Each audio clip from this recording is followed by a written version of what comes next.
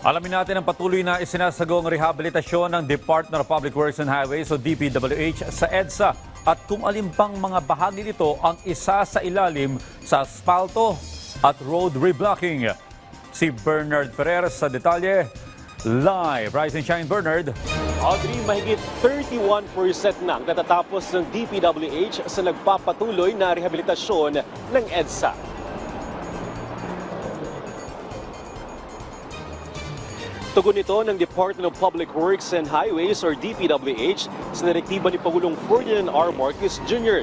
na pabilisin pa ang rehabilitasyon ng EDSA upang agad itong madaanan ng mga motorista.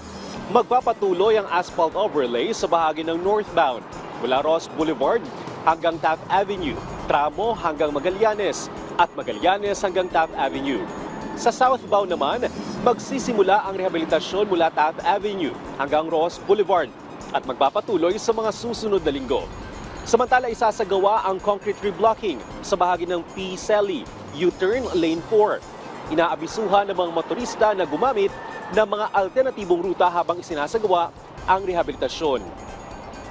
Audrey, sa bahagi ng EDSA Pasay, maayos ang nadaraanan ng mga bus ang bagong asfalto, gayon din ang katabi nitong lane. Sa lagay naman ng trapiko, mabilis ang usad ng mga sakyan sa EDSA Pasay northbound hanggang makaabot ng Macapagal Boulevard hanggang makaabot din sa isang kilalang mall sa lugar.